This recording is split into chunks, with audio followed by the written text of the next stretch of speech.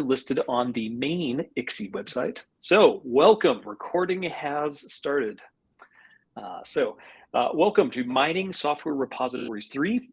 I am John Paul Orr. I'll be one of your co-chairs today, along with Hongbo Fang, who's here. Hongbo, you want to say hello?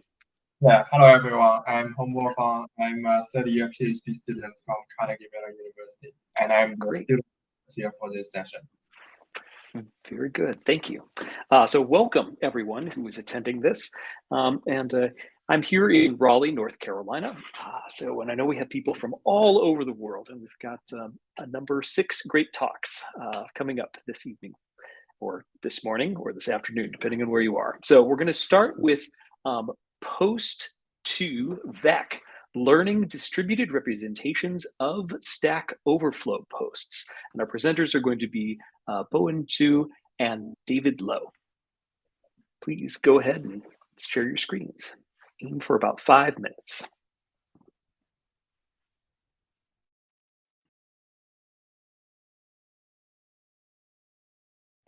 We can't hear you. Go ahead and unmute yourself if you're ready. So can you hear me? Yes, now we can hear you. Thank you. How can I find the share screen icon? That's a great question. I found it. Lower left. I found it. Thanks. I need to set up my permission first. Okay. We will know that we have matured as a field when we can share our screens and share presentations and everybody can hear each other correctly. Okay.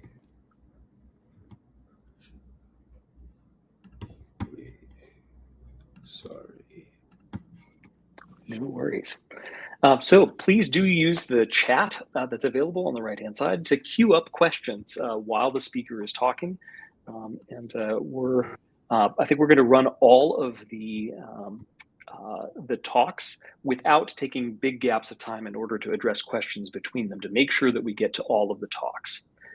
So we might be able to take 1 or 2 questions between them. Okay, I can see your screen now. So okay, start it away. Okay. So I think I can just start, right? Yes, okay. Please. Hi everyone, I'm Bowen from Singapore Management University. So this talk is mainly about learning representations of Stack Overflow posts. The main goal of this project is trying to build a vector space for all the posts in Stack Overflow.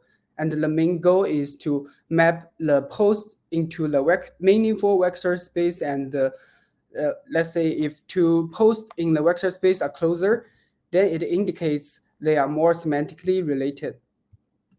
So a brief background about software question and answer data. So of course, nowadays we can see the scale of software QA data is going increasing rapidly. And nowadays you can see there are more than 22 million questions and 33 million answers in Stack Overflow.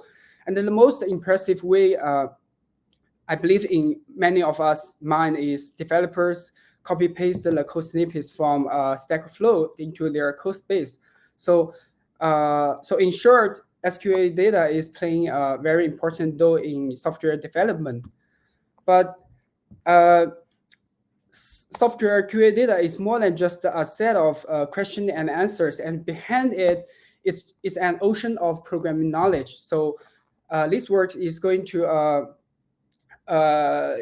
you can see there are tons of papers have been published to leverage SQL data to benefit software engineering community in various software activities. For example, for programming repair, for common generation, and so on. So motivated by this background, and we did a literature review, and we found that there are many tasks actually in nature. They are building in they are formulated as a classification or generative problem.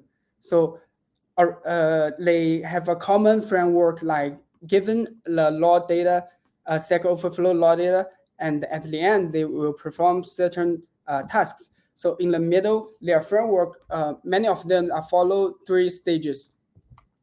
So the first stage is data pre-processing, is representation, and the last stage is prediction. So in the data pre-processing, they may propose some heuristics to filter the data based on their interest, based on their goals, project goals. And in the middle, there's a common part, which is also the focus of this project, is representation learning. So the goal of representation learning is to map the post into a meaningful vector space. And then if the vector space is meaningful and good enough, then on the top of it, you can simply build a very simple, let's say, classifier to classify these data. So here comes the very important concept in my talk. Is called garbage in, garbage out principle. In short, it means if the representation learning is very well done, and you don't have to even a very powerful machine learning model, and it can produce a very meaningful result, or promising result. But if the input or the representation learning is a mess, it's just like a garbage input, then you can really it's very hard to expect.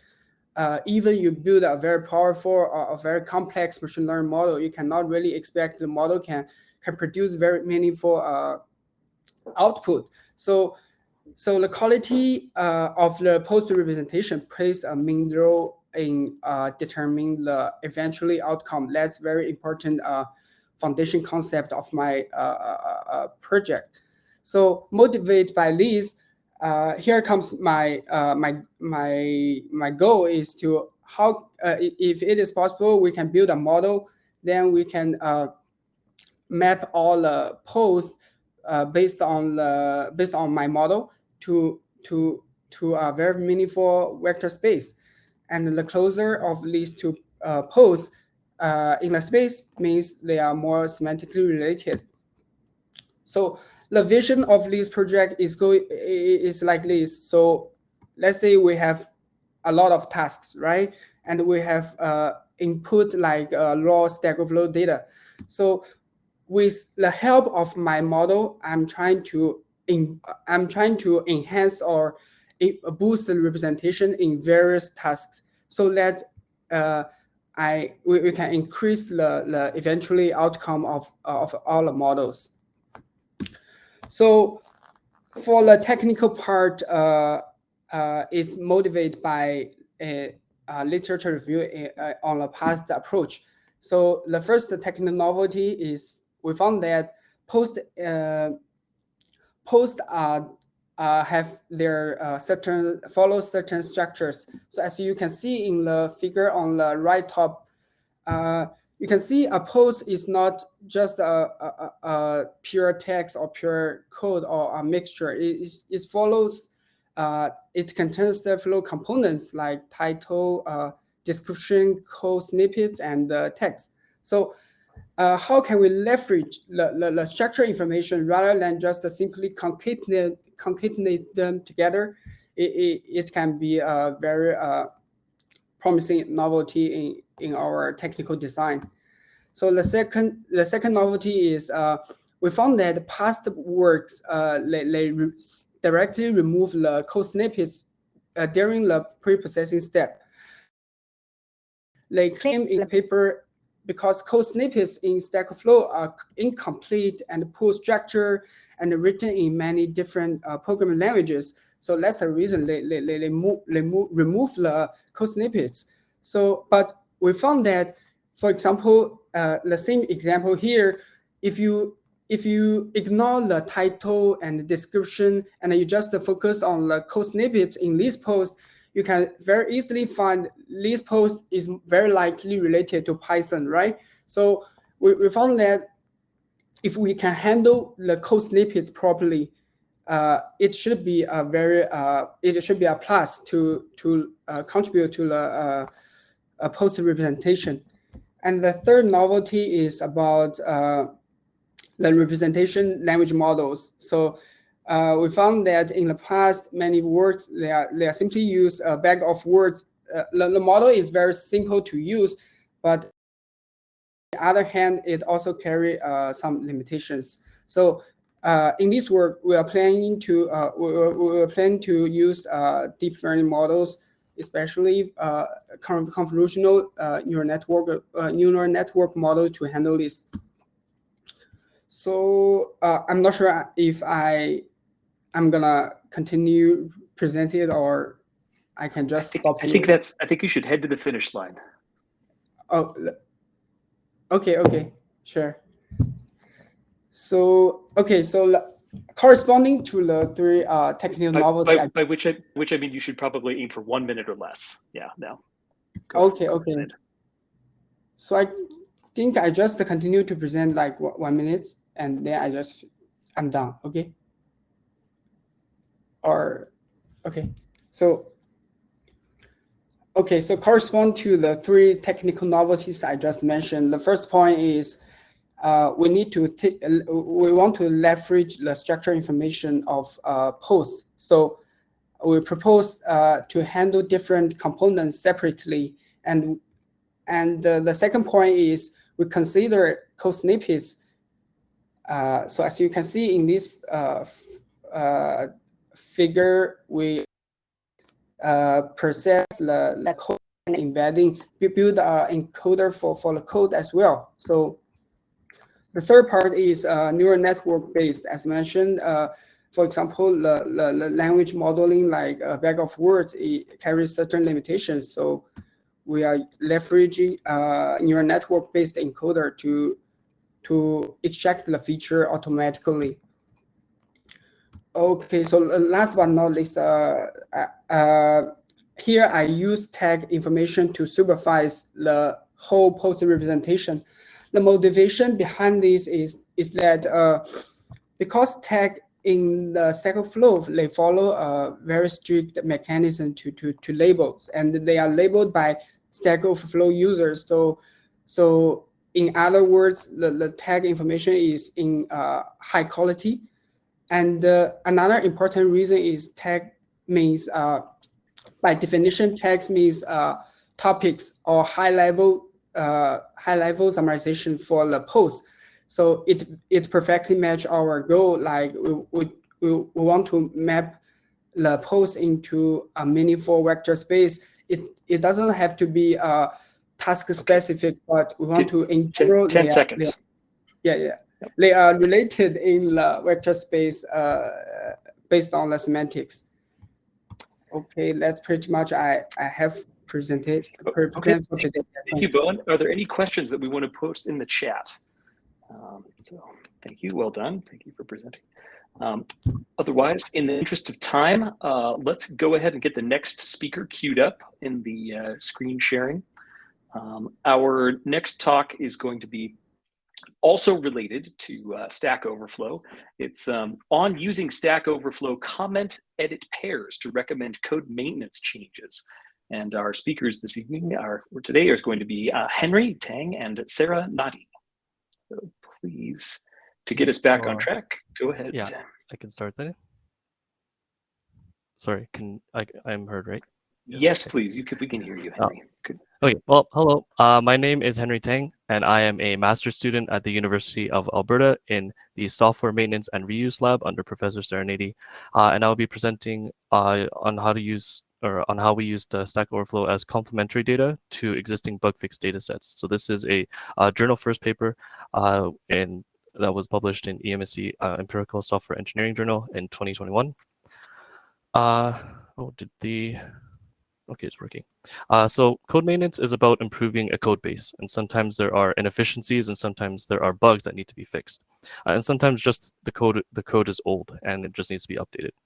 Well, tools that assist in code maintenance usually utilize data sets to learn of these different problems, and these are typically bug fix data sets. These data sets are a combination of faulty code and fixed code. It seems okay. It seems a bit of a lag there when I switch, but oh well. So in this example, we see that on the left here, there's some faulty code, and on the right, there's some fixed code. So a tool that would assist in code maintenance will look at examples and learn kind of these patterns and suggest changes through an IDE, for example.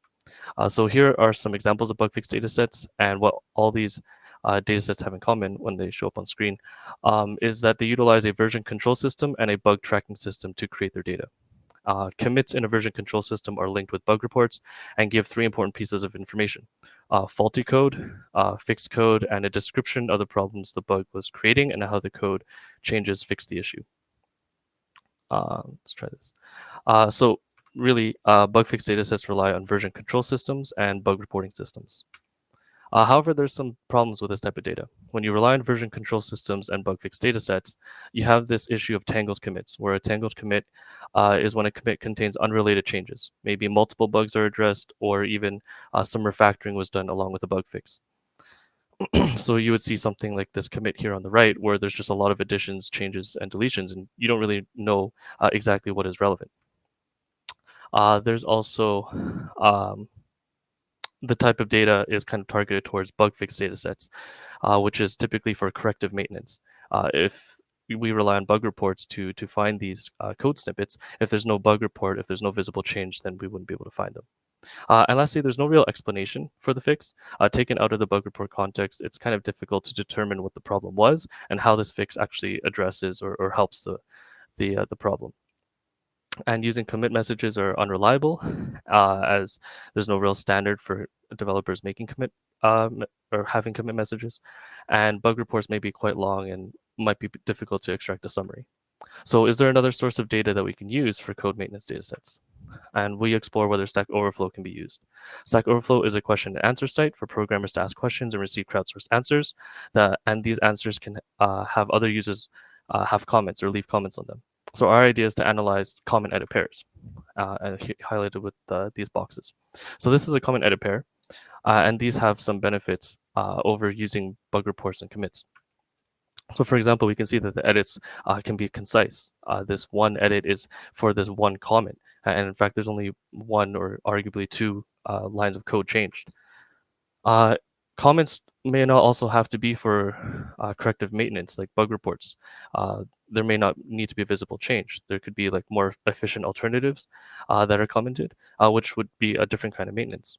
And finally, the comments of the comment edit pairs provide an explanation for the fix, as usually this comment, as we can see here, kind of describes the problem and the fix all in one. And so we hypothesize that these comment edit pairs have concise fixes, detailed descriptions, and maybe potentially for different kinds of maintenance, which would be a complement to the existing data sets. So this is how our algorithm works. Given a comment, we extract all the code terms from it using regular expressions. Then we find a candidate edit. We extract the code terms from that edit and the directly previous edit, and we find the symmetric difference. We can actually see the code, the actual code changes between the two different edits. And then we match the code terms, and if there is a match, then we would say that this comment and that edit are related, are linked. So we had 4 research questions. The first being, what is the precision of our technique? How tangled are their changes? What types of changes occur in comment edit pairs? And what is the usefulness of the comment edit pairs? We use the SOTorrent database, which is just a dump of Stack Overflow and SQL tables. And we focus on 5 languages. And at the time, these were 5 tags. And these tags had the most answers at the time. So Java, JavaScript, Android, Python, and PHP. So after performing manual analysis on a sample of comment edit pairs, we find that our technique has an average of 78% precision. The overall tangledness of the pairs is 11%. Manual analysis was also done to categorize the comment edit pairs, and we found the different types of comments that were made. And manual analysis was also done to determine the usefulness, which we found about 27% usefulness. We also, to provide external validation, made pull requests to open source GitHub repositories such as NLTK and Apache Beam. We made 15 pull requests, 10 of which were accepted. And this is an example of a pull request we made. This comment for that pull request was taken verbatim from a Stack Overflow comment. And so just as a note that this was not a comprehensive test of our comment edit pairs, but just to show some external validation. So in summary, we thought of utilizing comment edit pairs as a complementary source of data For maintenance datasets, we verified the precision of our technique, determined how many code edit pairs were tangled, categorized comment edit pairs, and found their usefulness, and then externally validated our work through pull requests to open source GitHub repositories. And all of our work can be found at our artifact link here. Thank you. Great. Let's thank our speakers. Yeah, well done. Thank you. Again, any questions? I see that we do have a couple questions for Bowen, and I think we'll circle back to those at the end. Let's see if we have any questions for our current speakers up. If no one has one, then I've got one. It sounded like you're using regexes in order to do some of this work. Do you think there's any limitations to that? Do you have you thought about doing grammar-based searching? I haven't thought of doing grammar-based searching, but there's definitely a limitation with regular expressions, just because there's only so many types of code patterns that we can try and find. However, we did use an existing list of regular expressions that we then kind of tailored and added and changed to kind of fit the different kinds of codes that we saw with the comment edit pairs that we extracted. Cool, and that's in the artifact. Yes, that's also, yeah, all the regular expressions are provided in the artifact page, yes. Okay, yeah, excellent. So keep an eye out for, are there any other questions for Henry or Sarah? Or any clarifications they'd like to make? Oh, please. Yeah, I was wondering if you found any noise or maybe too much noise or whatever related to preferences in the code style. Someone who might mention, oh, I changed this part of the code just because it looks nicer for Stack Overflow specifically. Mm-hmm. So with regards to just code styling, that wasn't too big of an issue, mainly because when we extracted the code terms from the edit and the directly previous edit, the two edits, when we used regular expressions, we also kind of normalized it. Because what we wanted to see was just whether or not there were code terms in the comment that would match up with code changes in the edits. So if it was just a styling change of the answer itself, then when we took the difference of the code terms between the edits, then there would be no difference because no code would have changed, right? Well, I'm thinking maybe like changing the name of a variable for only like styling purposes, or that would still be abstracted away. I think when there's a variable change, it wouldn't be abstracted away because there would be no way for us to tell exactly what they're trying to reference, right? But in our manual analysis, I don't believe that there was much of that kind of problem. So that being said, that was only a sample of the comment edit pairs and not a, it was only representation. So I'll just add a quick comment there if I understood the question. So there were edits that are related to code improvement. So stylistic changes might be kind of one of those, if that's what kind of your question. But I don't think, from what I remember, they were a huge percentage. So it's not like most of the comments are just, change the way you style your for loops or something like that. Yeah. But maybe I misunderstood the question. Yeah. Yeah, Okay, no, that great. was exactly it. Let's thank our speakers and thank you for the question. Let's go ahead and get the next talk queued up. So let's see, our next talk is going to be Understanding Shared Links and Their Intentions to Meet Information Needs in Modern Code Review, a case study of the OpenStack and Qt projects. And our speakers are Dong Wang and Raula. Okay.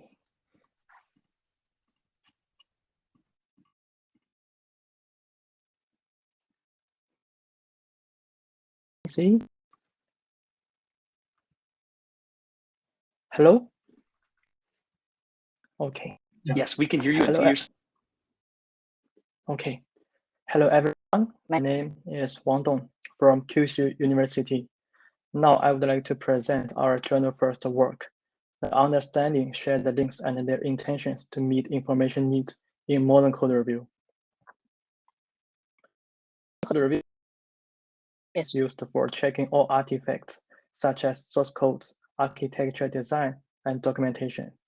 The benefits of modern code review are well recognized, including finding defects, code improvement, knowledge transfer, and team awareness.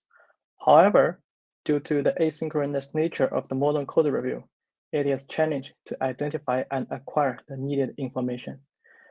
For example, one research group reported that reviewers often request additional information, such as correct understanding, alternative solution to improve page quality. To tackle this challenge, from the motivating examples, we observed that various links are shared with different intentions to meet a certain type of information need in the review discussions. For example, when we look at the figure 1a, a review link is shared necessity of the current code review. Based on the link domain, this link is classified as internal link. Next, when we look at the figure 1b, a Python documentation link is shared to suggest the code formatting improvement. Based on the link domain, this link is regarded as external link that is outside the project. Inspired by these motivating examples, we hypothesize that sharing links may help developers fulfill information needs during modern code review process. Two open source software projects are studied, OpenStack and Qt. 3 research questions are formulated to guide this study. For RQ1, the mixed method analysis results show that internal links are often shared.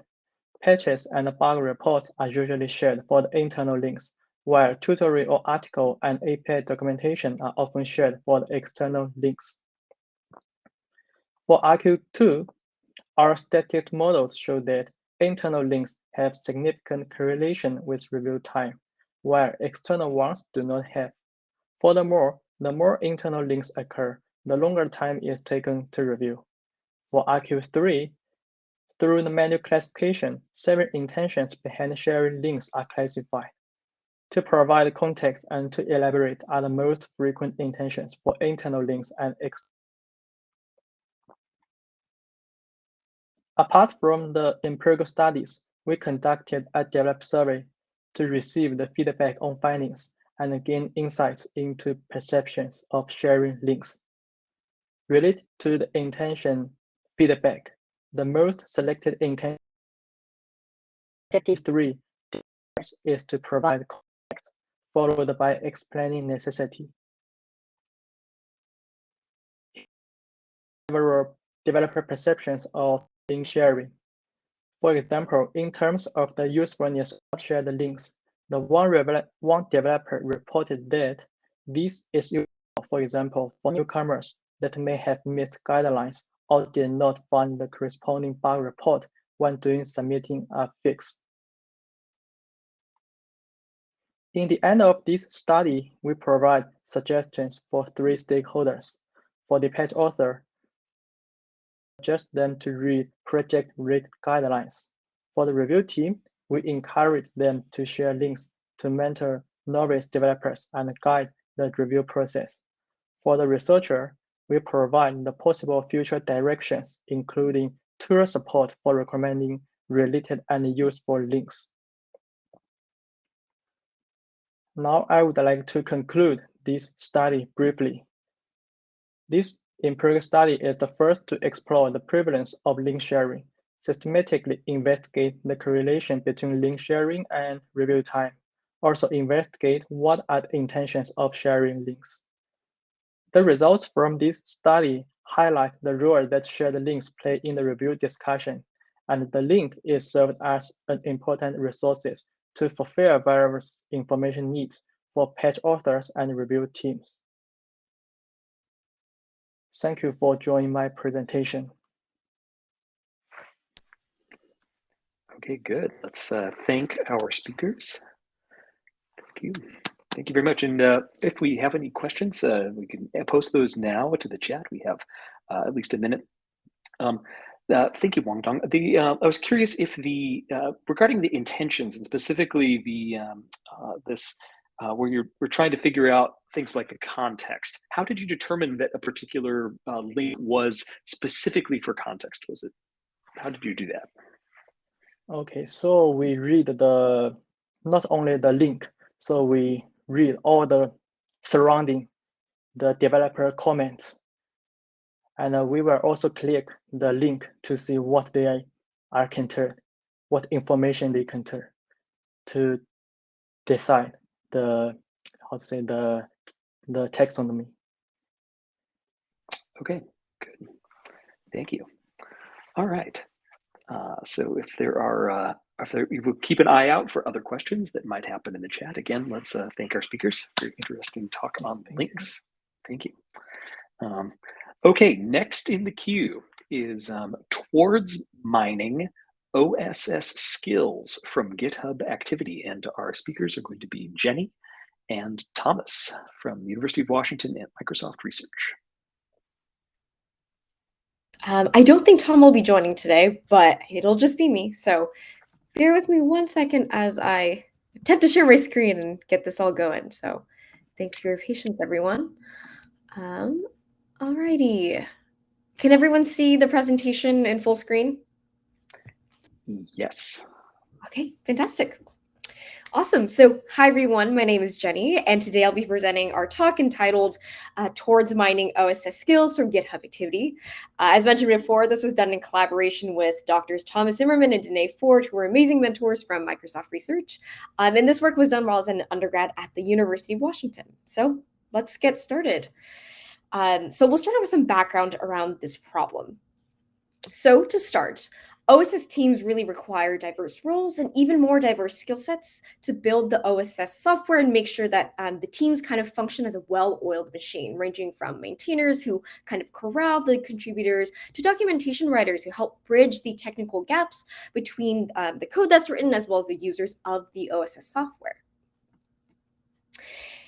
Separately, we find that detecting skills can be used to be applied to problems in both software engineering and open source software, So some examples might be, predicting technical roles in OSS teams or recommending individuals for particular jobs. However, prior work really focuses on detecting technical expertise, like skills in programming languages. And this leaves one gap in that it doesn't really address soft skills. This is particularly notable because soft skills are crucial to OSS development and software development, as shown from prior work. And so this work really focuses on one question: how do we detect skills relevant to OSS development, including both soft and hard skills? So the key insight to this work is identifying relevant measurable activities or cues that correspond to OSS-related skills. In this work, we refer to these measurable activities as signals. For these signals, we kind of look towards GitHub activity, like changes to Markdown files, issue comments, and activities on issues, as well as closing and merging PRs. So let's kind of look at signals, some examples of them, so that we can kind of ground this in more concrete terms. So if we're looking at proficiency in Java, we might see a potential signal would be the number of lines of code written in Java. And for communication, we might look at the toxicity score for GitHub comments. So now I'm going to be talking a little bit about how we took this approach and implemented it and evaluated it. So the first step to kind of doing skills detection is, of course, identifying relevant skills and their signals. To do this, we did a literature review looking at papers on software engineering expertise, social factors of OSS, and mining OSS activities. Next, we validated the extracted skills and signals from this literature review with 3 OSS community experts. This yielded 4 main skills that we wanted to kind of look further into for detection. 1 is teaching others to be involved in the OSS project. 2 is showing commitment to the OSS project. 3 is being familiar with OSS practices. And 4 is having programming language knowledge. So what we did is then, given these 4 skills, we detected them in a tool that we call Disco. Disco is a Python tool which basically queries the GitHub API in GHTorrent. What it does is it takes a GitHub username and then outputs skill ratings from 0 to 5 for the 4 skills I mentioned before. For our tool, 0 means not having any experience with the skill, while 5 means having high proficiency. What it does under the hood is Disco will first mine all the signals for each skill and then calculate the proportion of signals present. We then take that proportion and pump it through a very simple piecewise function to then generate the skill ratings from 0 to 5. So to evaluate DISCO, what we did is one, have a survey which evaluated the relevance of the surfaced skills that we identified through the literature review. And then we also collected 316 GitHub users' self-evaluations of their skills to compare DISCO to. For evaluation metrics, we look at the precision of skill presence as well as the precision of having high skill proficiency. So moving on to results, we find that DISCO, the skills that DISCO detects are important to OSS contributors, namely the soft skills we find are most important. Next, we find that OSS contributors would publicly display these skills, where we find that the technical skills, in contrast, are most likely to be displayed. And then finally, in terms of the actual detection performance, we find that DISCO is able to detect the presence of skills with high precision, while the high proficiency precision is more moderate level, averaging at around 73%. So let's move straight on to discussion. We've just to quickly summarize, DISCO was a more simple, intuitive approach, but it still was moderately successful in detecting OSS-related skills. And so one takeaway is that skills detection is definitely a rich research direction that other researchers can look further into. The potential impact for this sort of direction is, enhancing existing software engineering or OSS experiences with skills, such as augmenting how we, do pull request assignments or match GitHub users to projects. And additionally, other work and future work can look towards using more advanced techniques like machine learning to identify weights for signals. So to summarize, we developed DISCO, a method for detecting OSS skills. If you have any questions, feel free to ask now, or you can read a preprint, which I've all linked here. Thank you so much for your time and attention. All right, let's thank our speaker.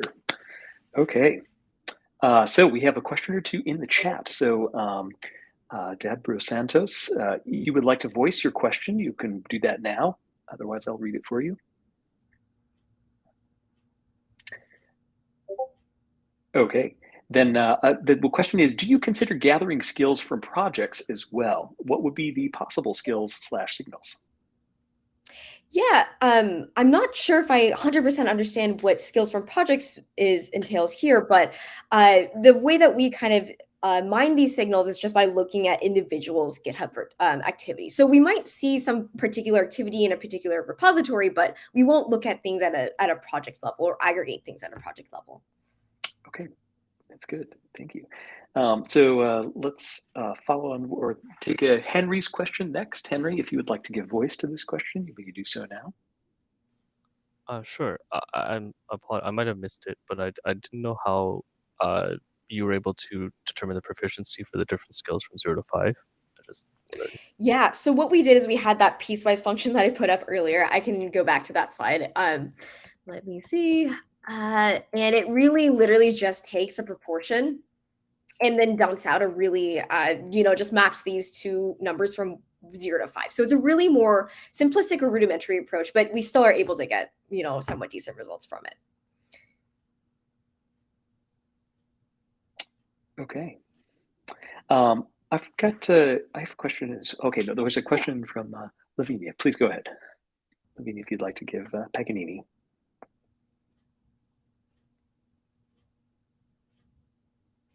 So the question is, could DISCO help show developers that they have low self-esteem, that they have the right skills for an OSS project? Yeah, and that's a really good point. I think that's what the point of this paper was more about, was the potential applications for detecting skills in OSS, right? So you pointed out a really fantastic application, which is helping empower people to kind of know that they're in the right space by showing that they have the right skills. Another thing that we've definitely tossed around is, like showing, the skill trajectory of people and seeing how their skills in a particular area has increased over time. And maybe we can even be able to develop these personalized experiences towards their learning and trying to get people involved. And so one thing that we were really intentional about designing these skills was really trying to be inclusive and keeping in mind that everyone has different ways of contributing. And we wanted to design signals to kind of be inclusive towards the different skill levels that people have. Yeah, that's great. Thanks for that question.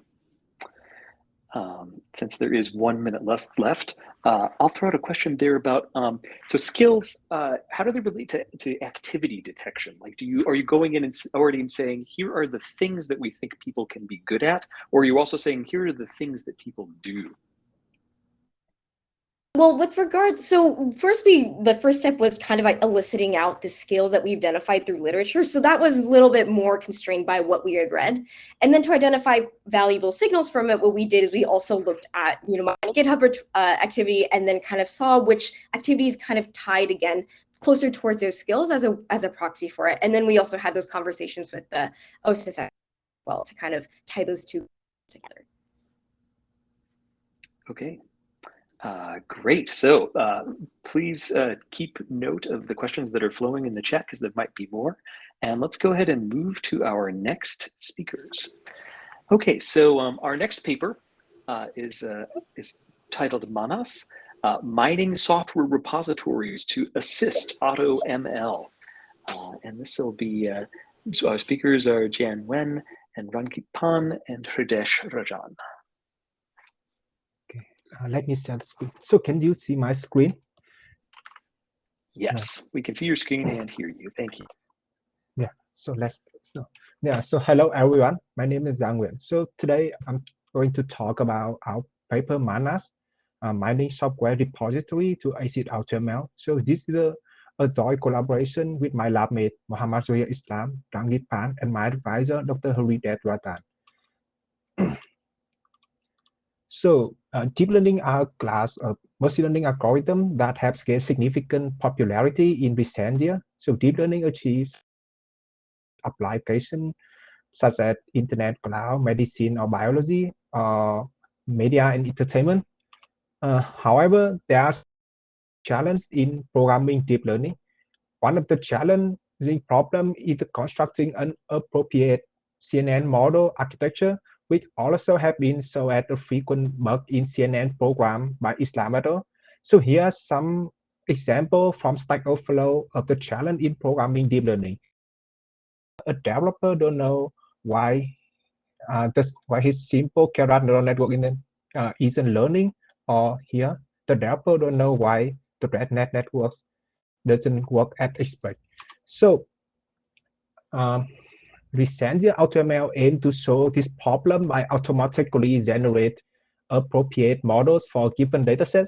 So AutoML takes the training input to automatically define the neural network for that data.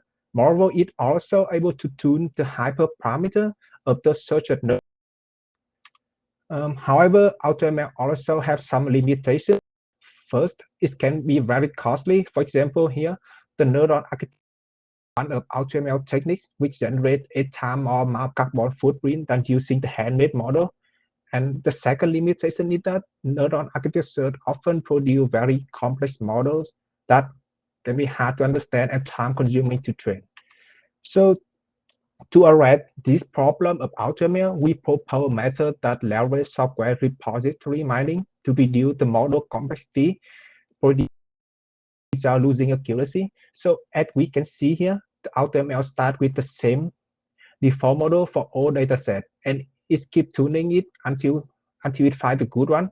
However, for each dataset have different characteristics which should be start with the different default models. Therefore, we propose a method which identify a better initial model for AutoML. So the new initial model can improve the performance of AutoML in terms of error rates because, as we can see here, it did start from the first iteration. Now AutoML can start in the k iteration, which have AutoML to have a chance to search more model in the same amount of time. So to initialize Manas for AutoML, we mine the high quality from open source repository. After that, from the mined models, we identify the new initial model for AutoML by using model matching. The intuition being that the two datasets have the similar data characteristic, can use the similar model architecture to train. And each model is created for certain, and it also includes the data characteristic of this dataset. Can find the suitable default model by comparing data characteristic of the mined model with the input dataset. And we also have utilized the common pattern to enhance the performance of the new initial model by using model transformation. So actually, we transform the initial architecture by modifying by normalization layer or activation function layer, and the transformation optimize HTML in terms of error rate, model complexity, and the training time. So to evaluate the efficiency of manas, we compare the performance of manas and AutoCAD in different terms like error rate, model complexity. So the following graphs show the percentage change of the result manas and AutoCAD in different perspectives. So in other words, the positive value show how much manas outperform AutoCAD in a certain criteria, and this charts either the comparison of manas and AutoCAD in terms of error rate on classification problem. So on average, manas outperform AutoCAD 70.6% on classification problem. And for this chart, this is manas and AutoCAD in terms of model complexity on classification problem. And manas produce the model with from 7.8% to 98.5% fewer number of parameters than AutoCAD on classification problem. So thank you.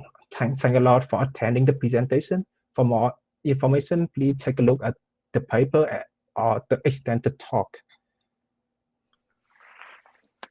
All right, let's thank our speaker. Okay, thanks, Gavin. And if there are questions for the speaker, please feel free to post those now to the chat. I had a quick question about this. So AutoCAD, it seems like, is targeted toward a very broad class of problems. Is Manas also meant to start from anywhere, from any kind of problem? Or is it specifically targeting things that have to do with software, with mining repositories? Sorry, can you repeat the question again? So it sounds like Manas does part of what it does by it's specifically focusing on a subproblem that AutoCAD is sort of like a more general tool. Would you say that is true or not? Yeah. So currently Manas only so in this work we only focus on the image problem.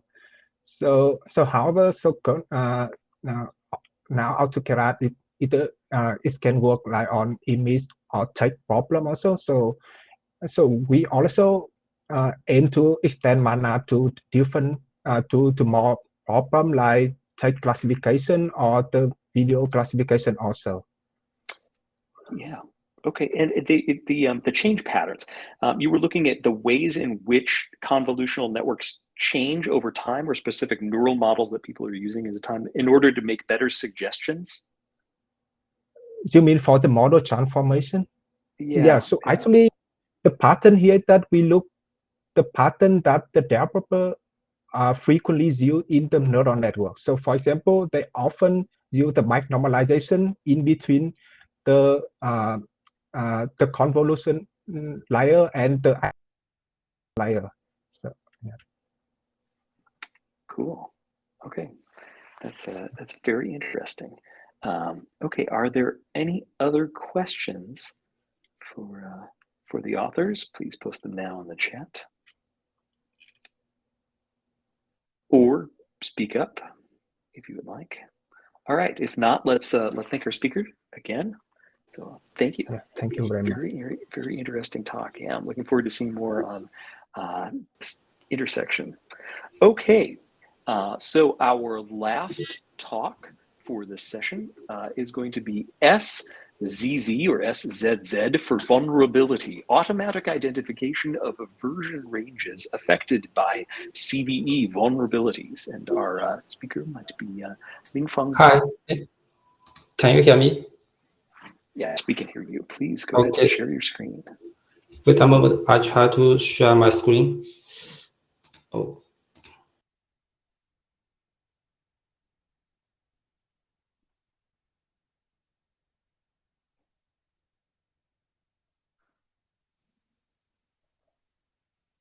We're not seeing your screen yet. Yeah, the button is in the lower left.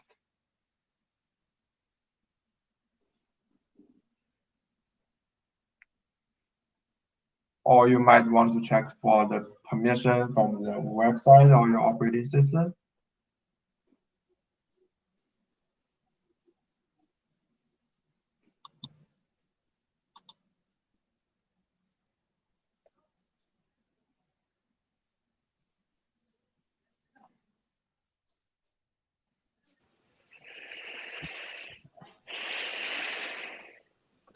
Sorry, my network is not very stable. So can you see my screen now? Yes, we can see your screen now. Okay, Thank you. so I will start. Hi, everyone. My name is Lin Fenbao from Zhejiang University. The paper I presented is titled VSA Automatic Identification of Version Ranges Affected by CV Vulnerabilities. And this is a brief background. CV and NVD are widely used vulnerability database, and many software composition analysis tools rely on them. However, the software versions of CV vulnerabilities are not always reliable. Here is an example.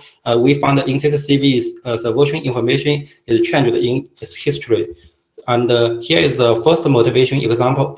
A previous study found that the version information of the affected software in many CV is spurious, and they propose an approach based on the original SSA algorithm to refine such inaccurate version information. Hi, sorry, you are still on the first page. Yeah. Sorry, maybe let me stop the share screen and share agreements. I think my network is not very is unstable.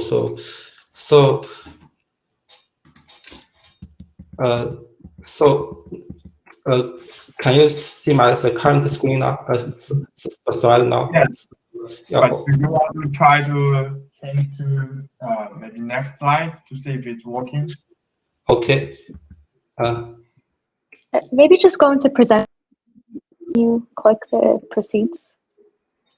Okay. It works now. It works. Because we can now see all your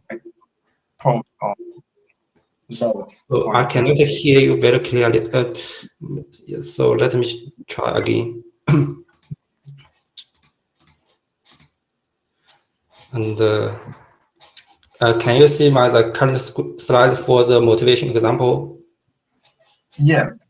Okay. I start and. Do you want to change it, like move it back and forward to see if it's working?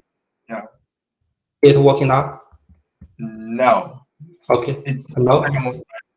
We might be seeing your other screen. Is that possible? We're seeing like the set of slides. We see the little thumbnails on the left-hand side. Yeah, can you go to presenter mode? That might help. Let me try again.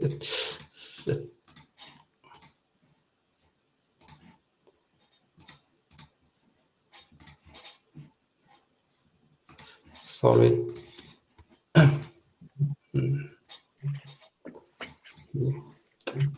Cannot.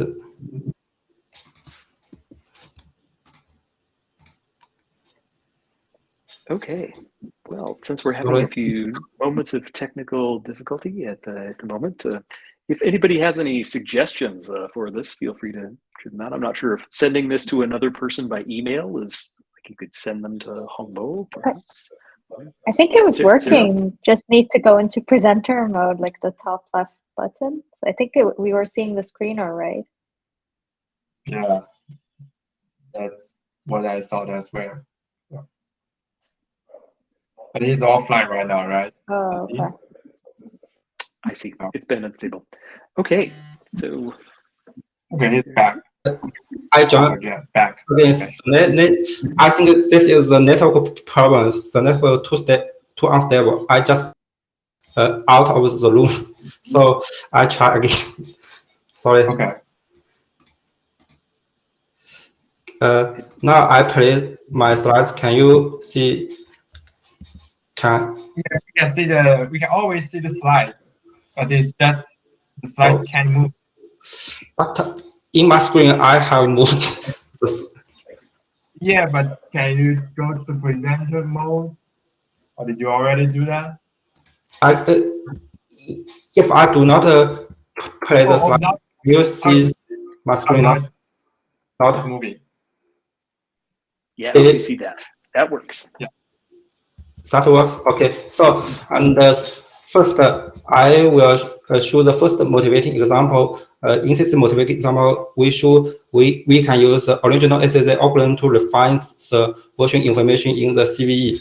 And one important assumption of SSA algorithm is that the commit that last modifies the buggy line introduces the bugs. There are several SSA algorithms such as original SSA algorithm and the AG SSA, MA SSA, and the I SSA. And in the second motivation example, we show that the original SSA algorithm is not enough because many vulnerabilities are foundational, such as they were present in initial versions. This is against the assumption of the SSA algorithm, such as the commit that last modifies the vulnerable line introduce the vulnerabilities. So we propose our approach. And the first step in our approach is an improved SSA algorithm for vulnerabilities. This is the background for us. This is the motivation for the improved SSA algorithm. And in this step, we identified the previous commit using git blame command, and we continually identify different commits by inline mapping algorithm. For Java projects, we use an AST mapping algorithm, and for C or C++ project, we use a string similarity and location. And the next step is to identify the duplicate commit detection commits, because many commits might be copied to other branch explicit or implicitly when using Git for software development. So we hash all the hunks of all commits in our project repository for quickly search. And the third step is to refine the version information. And the idea is very simple. This is because vulnerability introduced by the inducing comments will be transferred to the filter comments until it's fixed. So we can identify a set of difference of the commits for the vulnerable versions. And here, then we build a ground truth linking vulnerabilities and true inducing commits to evaluate our proposed approach. And first, we choose two data sets of vulnerabilities fixing commits. And the first one contains 5 popular C or C++ projects, and the second one contains more than 200 Java projects. And then we follow a model proposed by a previous study, which is designed to identify how bugs are introduced in software components. And here's an example to show the purpose of annotations. And we also found that some CVEs are not foundational. And then we verified whether the set of version tags generated by our approach is truly vulnerable versions and consistent with the version displayed in CVEs. And here we check the boundary versions and for both vulnerable or no vulnerable versions. And finally, we select 100 vulnerabilities for C or C++ projects and 72 vulnerabilities for Java dataset. And here is this table shows the annotation results. And in the first research question, the result is we found that compared to the previous SSA algorithm, our proposed SSA algorithm VSSA can detect more true inducing commits for the vulnerability and outperforms them in terms of F1 score. And we also analyzed some false positive in these research questions. And in the second research question, we found that our approach based on VSSA can effectively refine version ranges affected by CV vulnerability and achieve higher performances than those based on the previous SSA algorithm. And in the discussion, we also discussed the impact of duplicate changes. And we found that the missing commits with duplicate change in the fixed commits will increase the false positive, and for the induced commits, the false negative will increase. And finally, we also discussed whether some common bugs can be identified by going back to look at the distant comments. And the answer is no. And the original SSA algorithm achieves the best performance for the common bugs. And that's all. Thank you for listening. And sorry for So can you hear me now? Thank you. Thank you. We Okay. can hear you, and I admire your endurance. Thank you. Yeah, thank you for going with that talk. If there are any questions for our speaker, please feel free to ask them into the chat. I have a quick question. You talked about false positive